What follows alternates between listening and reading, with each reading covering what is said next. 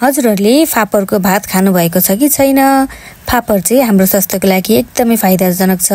यसमा चाहिँ प्रशस्त मात्रामा फाइबर, मिनरल्स, भिटामिन्स पाइन्छ भने यो ग्लुटेन फ्री पनि हुने हुँदा सुगरको बिरामीले पनि मजाले खान मिल्छ। मैले चाहिँ फापरको चामलसँग खानको लागि टमाटर र पुदिनाको अचार पनि बनाएको छु। अब म हजुरहरूलाई तरिका भन्छु है त। मैले चाहिँ चामलको 1 बट्टा र अलिकति फापर लिएको छु।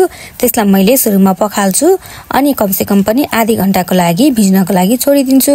यसरी भिजाउँदा चाहिँ पछि एकदमै नरम बन्छ अनि टेस्ट पनि मिठो हुन्छ।